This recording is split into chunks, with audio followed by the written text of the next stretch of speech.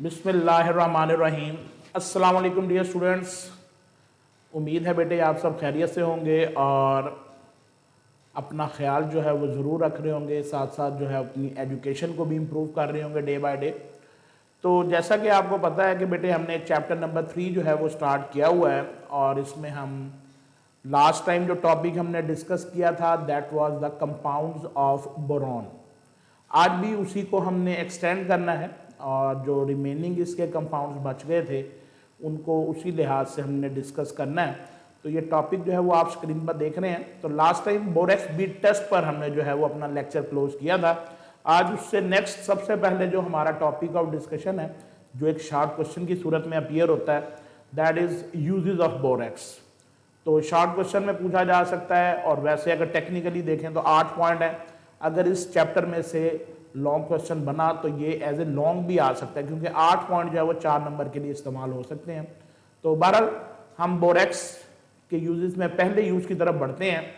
सबसे पहला बेटा यूज है कि it is use to prepare borate glass. ये खास किस्म का शीशा होता है जिसकी प्रिपरेशन में बोरेक्स इस्तेमाल होता है और इसकी खुसूसियात भी लिखी हुई है कि ये हीट रेजिस्टेंट होता है, यानी कि गर्म करने पर इसे नुकसान नहीं पहुंचता और ये हाई टेम्परेचर को रेजिस्ट कर सकता है।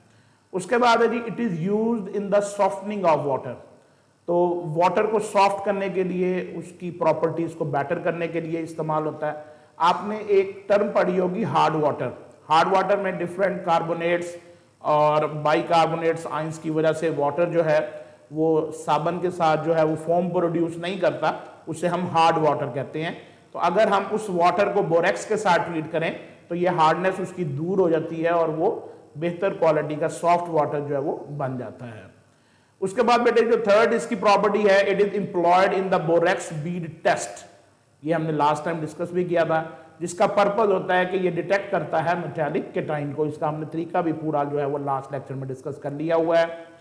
उसके बाद बेटे इसका फोर्थ यूज है, it is use in metallurgical operations. Metallurgical operations क्या होते हैं? जब हम कोई भी मेटल उसके मिनरल्स या ओर्स की सूरत में जमीन से निकालते हैं तो उसको एक बड़े लंबे चौड़े प्रोसेस के तहत जो है वो फाइनल प्योर मेटल में कन्वर्ट किया जाता है। तो ये सारे ऑपरेशन जो इसमें इन्वॉल्व होते हैं वो मेटलर्जिकल ऑपरेशंस कहलाते हैं। तो इनमें बोरेक्स जो है वो यूज होता है डिफरेंट जगहों पर इंप्योरिटीज को रिमूव करने के लिए खास तौर पर। उसके बाद it is used as flux in welding and metallurgy. Flux का बेसिक जो काम होता है वो मेल्टिंग पॉइंट को रिड्यूस करना है, तो ये वेल्डिंग में इस्तेमाल होता है और वो मेटलर्जी में, जैसा कि मेटल को एक्सट्रैक्ट करने में ये इस्तेमाल होता है। उसके बाद इसका बेटे 6th यूज है, it is employed in making washing powders. Washing powder की प्रिपरेशन में बोरेक्स को इस्तेमाल किया जाता है। उसके बाद it is use in leather industry for tanning and dyeing. तो जब हम खालें वगैरह जो हैं, जैसा कि अभी बकरा ईद जो है गुजरी है, कुर्बानी की खालें इकट्ठी हुई हैं, तो उनको ड्राई किया जाएगा और उनसे डिफरेंट ऑब्जेक्ट्स बनाए जाएंगे। तो उसमें ये सारा प्रोसेस जो है ये टेनिंग एंड डाइंग कहलाता है। उसमें बोरेक्स को जो है वो एंटीसेप्टिक मटेरियल के तौर पर इस्तेमाल किया जाता है। फिर उसके बाद है जी it is use in cosmetics.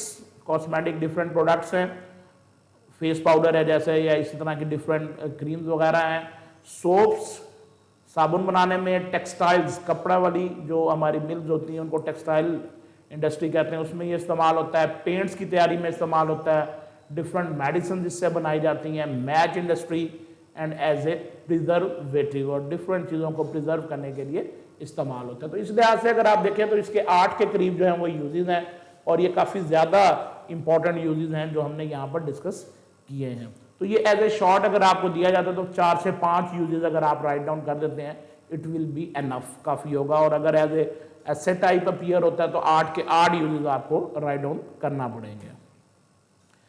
अब हम बढ़ते हैं towards the next topic which is boric acids. Last time जो हमने डिस्कस किया था कंपाउंड, जैसा कि अभी उसके यूजेस भी पढ़े हैं, वो बोरेक्स था। बोरान के सेकंड कंपाउंड में बोरिक एसिड्स शामिल हैं। 4 बोरिक एसिड्स हैं, जिसमें से नंबर 1 आर्थोबोरिक एसिड है, नंबर 2 मेटाबोरिक एसिड है, नंबर 3 टेट्राबोरिक एसिड है और नंबर 4 पायरोबोरिक एसिड है। इनके फॉर्मूलाए जो है वो इस वक्त आप स्क्रीन पर देख सकते हैं। तो सबसे इनमें जो स्टेबल एसिड है वो पहले वाला है आर्थोबोरिक एसिड। तो आर्थोबोरिक एसिड को फिर हमारे सिलेबस में शामिल किया है उन्होंने। बाकी एसिड जो हैं उनमें ये होता है कि जब आप उनको पानी में मिलाते हैं they all convert into orthoboric acid. So orthoboric acid is present in our syllabus, जबकि बाकी 3 एसिड जो हैं वो हमारे सिलेबस में शामिल उस लिहाज से नहीं किए गए। तो ऑर्थोबोरिक एसिड में हम देखेंगे कि इसको प्रिपेयर कैसे करते हैं, इसकी प्रॉपर्टीज क्या हैं। तो सबसे पहले जी इसके बारे में जनरल एक इंफॉर्मेशन है। ऑर्थोबोरिक एसिड या बोरिक एसिड ये एक वाइट क्रिस्टलाइन केमिकल सब्सटेंस है और इसकी जो क्रिस्टलाइन शेप है वो ट्राइक्लिनिक होती है। फर्स्ट ईयर में हमने डिफरेंट 7 टाइप्स पढ़ी थी, उसमें ट्राइक्लिनिक जो थी वो लास्ट पर थी, जिसमें तमाम साइड जो तमाम एंगल्स जो हैं वो अनइक्वल होते हैं। ट्राइक्लिनिक है ये। Sparingly soluble in cold water है, पानी में आसानी से हल नहीं होता, खासतौर पर जब वो ठंडा हो। और यहां पर उसने मेंशन किया हुआ है कि 40 डिग्री सेंटीग्रेड पर ये सिर्फ 2.6% हल होता है। यानी कि अगर हमने 100 ग्राम वाटर का लिया है तो उसमें ये सिर्फ 2.6 ग्राम हल होगा जब ये 40 डिग्री पर होगा। लेकिन जब आप पानी का टेम्परेचर बढ़ा देंगे, हॉट वाटर ले लेंगे और वो टेम्परेचर देखें 107 डिग्री है, तो ये 37 ग्राम जो है वो हल हो जाएगा। इसका मतलब ये हुआ कि ये हॉट वाटर में ज्यादा सॉल्युबल है जबकि कोल्ड वाटर में ज्यादा सॉल्युबल नहीं है।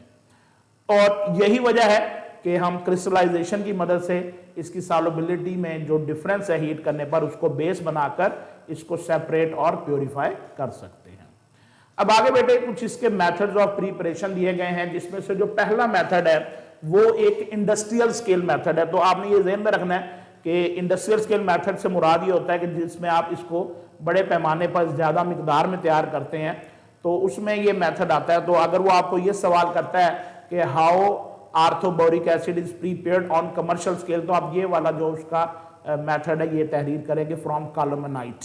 तो कॉलमनाइट से आप पहले भी वेल अवेयर हैं, कॉलमनाइट बोरॉन की मिनरल है और कॉलमनाइट जो है इसको हम यूज करते हैं for the commercial preparation of orthoboric acid. तो बोरिक एसिड को प्रिपेयर करने के लिए कॉलमनाइट, जिसका ये फॉर्मूला आप देख रहे हैं Ca2B6O11.5H2O, इसको आप बॉइलिंग वाटर में सस्पेंड करते हैं, क्योंकि ये हल तो नहीं होता पानी में, लेकिन अलबत्ता हम ये लफ्ज यूज करते हैं कि सस्पेंड हो जाता है, या डिस्पर्स का लफ्ज भी हम यूज कर सकते हैं इन द बॉइलिंग वाटर। फिर इसमें से हम गुजारते हैं सल्फर डाइऑक्साइड गैस यानी SO2, हम इसमें से पास आउट करते हैं। तो उससे हमारे पास एक तो कैल्शियम सल्फाइड बनता है और दूसरा ऑर्थोबोरिक एसिड बनता है। तो ऑर्थोबोरिक एसिड जो है वो क्रिस्टल्स बनाकर सॉल्यूशन से सेपरेट हो जाता है और CaSO3 यानी कैल्शियम सल्फाइड जो है वो इसमें से क्रिस्टल्स बनाकर सेपरेट नहीं होता। तो इस तरह से ये पहला मेथड जो है ये ऑर्थोबोरिक एसिड को ऑन कमर्शियल स्केल जो है वो प्रिपेयर करने के लिए इस्तेमाल होता है। उसके बाद बेटे इसका जो दूसरा मेथड है that is from borax. Borax ये एक लास्ट कंपाउंड जो हमने डिस्कस किया है उसकी मदद से इसको प्रिपेयर करना। तो ये एक लेबोरेटरी स्केल मेथड है। इसमें हम हॉट कंसंट्रेटेड सॉल्यूशन लेते हैं बोरेक्स का वाटर के साथ, और उसमें थोड़ा सा कैलकुलेटेड अमाउंट में हम कंसंट्रेटेड सल्फ्यूरिक एसिड डाल देते हैं। तो जब हम इसको कूल करते हैं तो pure crystals of boric acid या ऑर्थोबोरिक एसिड जो बनती हैं वो सेपरेट हो जाती हैं। तो ये इक्वेशन दी हुई है कि borax reacts with sulphuric acid in the presence of water to give sodium sulphate and our desired product orthoboric acid. तो ये दो तरीके हैं, उसमें से एक आप इंडस्ट्रियल लेवल के लिए और एक आप लेबोरेटरी स्केल मेथड के तौर पर रिमेंबर करेंगे। अब जरा बढ़ते हैं प्रॉपर्टीज ऑफ बोरिक एसिड की तरफ। तो बोरिक एसिड की प्रॉपर्टी में सबसे पहले कुछ इसकी फिजिकल कैरेक्टरिस्टिक्स हैं। मसलन boric acid is a white lustrous, lustrous बेटे हम कहते हैं चमकदार को या शाइनी को, क्रिस्टलाइन सॉलिड है जिसको अगर आप हाथ लगाएंगे तो ये सोपी टच देगा, यानी नरम जो है वो इसका एहसास होगा। Very slightly soluble in cold water, ठंडे पानी में बहुत कम हल पजीर है, अभी हमने बात की, जबकि हॉट वाटर में ये अच्छा खासा हल हो जाता है। It is volatile in steam, ये जैसे अगर आप घर में जुकाम वगैरह तो विक्स यूज करते हैं और पानी गर्म में मिलाते हैं तो उसके वेपर्स बनते हैं, लाइक दैट ये भी स्टीम में है, वोलाटाइल है, यानी इसके भी वेपर्स बनते हैं when you put it into steam. उसके बाद it reacts with ethyl alcohol, ये इथाइल अल्कोहल से रिएक्ट करता है और इथाइल बोरेट की फॉर्मेशन होती है। ये रिएक्शन यहां पर दिया हुआ है, orthoboric acid react with ethyl alcohol to give ethyl borate and water. तो ये इसका एथेनॉल के साथ रिएक्शन है जो इथाइल बोरेट प्रिपेयर करता है। इसका fourth reaction very much important as a short question, तो आप ये शॉर्ट क्वेश्चन नोट भी कर सकते हैं कि what is effect of heat on orthoboric acid, कि आर्थोबोरिक एसिड पर हीट का क्या इफेक्ट होता है। तो इसके 3 स्टेप्स हैं डिफरेंट, जो कि टेम्परेचर को बढ़ाने पे हमें नजर आते हैं। मतलब सबसे पहले स्टेप पे अगर आप देखें, आर्थोबोरिक एसिड को जब हम 100 डिग्री सेंटीग्रेड पर हीट करते हैं तो ये कन्वर्ट हो जाता है HBO2 पर, विच इज मेटाबोरिक एसिड, और साथ में वाटर जो है वो इसमें से एक्सपेल हो जाता है। तो आप ये कह सकते हैं कि डिहाइड्रेशन हो जाती है इसकी, या रिमूवल ऑफ वाटर हो जाती है। उसके बाद HBO2 का मजीद टेम्परेचर बढ़ाएं, 140 पर जाकर ये एक और वाटर मॉलिक्यूल लूज करेगा एंड विल फॉर्म टेट्राबोरिक एसिड।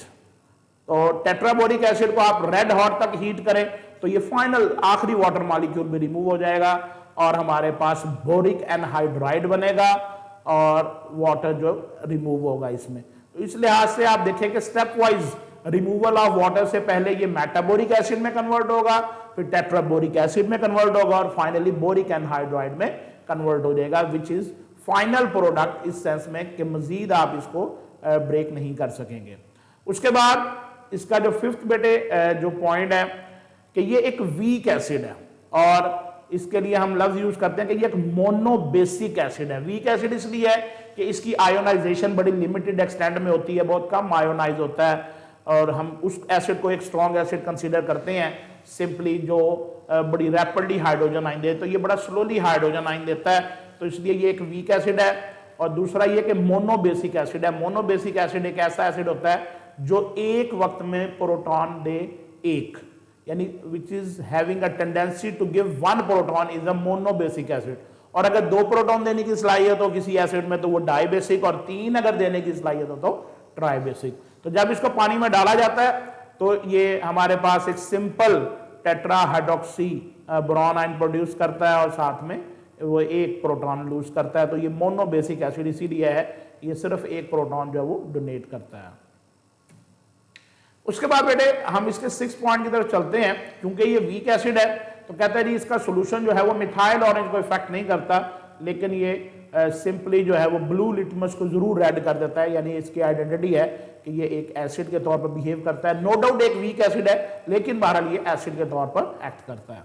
उसके बाद it is partially neutralised by caustic soda to give borax. तो एसिड बेस्ड रिएक्शन है, ये पहले भी हम पढ़ चुके हैं। NaOH के साथ ये रिएक्शन करेगा तो बोरेक्स बनाएगा और वाटर बनाएगा, यानी एसिड और बेस के रिएक्शन से सॉल्ट और वाटर बनेगा। इसी तरह बेटे अगर यही रिएक्शन हाइड्रोक्साइड की बजाय सोडियम कार्बोनेट के साथ करवाया जाए तो बोरेक्स बनेगा, वाटर बनेगा और CO2 जो है वो इवॉल्व होगी, जो कि हमेशा से होती है जब किसी भी कार्बोनेट को हम एसिड के साथ रिएक्ट करवाते हैं। इसी तरह बेटे इसकी जो 9th प्रॉपर्टी है कि boric acid being a weak acid can not be titrated, क्योंकि टाइट्रेशन में अमूमन हमें स्ट्रॉन्ग एसिड लेने होते हैं ताकि हमें मेजरेबल रिजल्ट्स जो हैं वो हासिल हों। एक आम तरीके से अगर आप इसको टाइट्रेशन में यूज करेंगे तो ये इस्तेमाल नहीं होगा, लेकिन अगर आप इसमें ग्लिसरॉल थोड़ी सी मिला देंगे जो इसकी एसिडिक स्ट्रेंथ को बढ़ा देती है, तो तब इसको अल्कली के अगेंस्ट जो है वो टाइट्रेट किया जा सकता है यूजिंग फिनोल्फ्थालीन एज इंडिकेटर। तो इस लिहाज से ये हमारे पास अगर आप इसको इस्तेमाल करना चाहते हैं as a acid in the titration तो इंडिकेटर फिनोल्फ्थालीन यूज करेंगे और इसमें थोड़ा सा ग्लिसरॉल मिलाएंगे ताकि ये एक थोड़ी सी बेहतर स्ट्रेंथ में आ जाए और ये एसिड के तौर पर ज्यादा आसानी से एक्ट करे, जो कि नॉर्मल हालत में ये एक्ट नहीं करता। उसके बाद इसके भी कुछ यूजेस हैं, क्योंकि प्रॉपर्टीज जो है वो यहीं तक थी। बोरिक एसिड्स कहाँ पर इस्तेमाल होते हैं उसमें देखें बेटे, पहला यूज जो है it is use in medicine as antiseptic. ये जरासीम कुश के लिए वर्ड यूज करते हैं। डस्टिंग पाउडर है, ऐसे पाउडर जो डस्ट को रिमूव करते हैं। बोरिक ऑइंटमेंट है, boric solution is use as eye wash. घरों में अक्सर हम डिफरेंट ऑप्टाक्लोर ये इस लिहाज से आई ड्रॉप्स यूज करते हैं, तो उनमें बोरिक एसिड जो है वो लाजमी होता है। अगर आप उनकी कॉम्पोजिशन को देखेंगे you will observe the word orthoboric acid over there. फिर उसके बाद it is use in pottery as glaze. Glaze एक ऐसा मटेरियल होता है जो किसी भी सरफेस को चमकदार बनाता है। तो पोट्री होते हैं हमारे पास ऐसे बर्तन जो मिट्टी से बनाए जाते हैं, तो मिट्टी के बर्तनों में ये चमक लाने के लिए इस्तेमाल होता है। और फिर वो बता रहा है कि जो बोरेट ग्लेजेस हैं वो मोर फ्यूजिबल हैं, वो ज़्यादा अच्छे तरीके से स्प्रेड हो जाते हैं सिलिकेट ग्लेज के मुकाबले में, और इनमें फैलने की सलाहियत ज़्यादा होती है, इसलिए ये ज़्यादा अच्छा रिजल्ट देते हैं। तो इसलिए मिट्टी के बर्तन जो हैं उन पे ग्लेज करने के लिए बोरेट्स इस्तेमाल किए जाते हैं, और सिलिकेट ग्लेज भी इस्तेमाल होते हैं, लेकिन उनके मुकाबले में जो बोरेट ग्लेसेस हैं वो ज़्यादा अच्छा रिजल्ट प्रोड्यूस करते हैं। और उसके बाद है जी, it is also use in the candle industry for the stiffening of wick. Candle की जो धागा होता है उसको हम विक कहते हैं, तो ये उसको ज़रा हार्ड करने के लिए, ताकि उसको आग लगाना जो है ज़रा ईजियर हो, तो उसके ऊपर थोड़ा सा आर्थोबोरिक एसिड सोल्यूशन लगा दिया जाता है ताकि वो स्टिफ रहे, और स्टिफ रहने से उसको आसानी से आग लगाई जा सकती है। तो ये बेटे आज का हमारा इंतहाई अहम टॉपिक है, छोटे छोटे शार्ट क्वेश्चंस पर मबनी है। आर्थोबोरिक एसिड इंडस्ट्रियली कैसे प्रिपेयर होता है, उसके बाद लैब में कैसे प्रिपेयर होता है, ये वीक एसिड क्यों है, उसके बाद ये हीट करने पर इस पर क्या इम्पैक्ट होता है, और उसके अलावा एक दो शार्ट क्वेश्चन इसकी प्रॉपर्टीज़ में, इसकी फिजिकल करैक्टरिस्टिक्स के लिहाज से बनाए जा सकते हैं, और इसके यूजेस जो कि ये आपके सामने स्क्रीन पर इस वक्त नज़र आ रहे हैं, ये भी शार्ट क्वेश्चन में पूछे जा सकते हैं। तो इस टॉपिक को अच्छे तरीके से याद करें with respect to short questions particularly, और इंशाल्लाह ताला नेक्स्ट टॉपिक के साथ ज़रूर बहुत जल्द हाजिर होंगे, आपसे मुलाकात होगी। अपना ख्याल रखिए, अपनी एजुकेशन को इम्प्रूव करते रहिए, घर में रहिए, सेफ रहिए, अपना ख्याल रखिए। अल्लाह हाफिज़।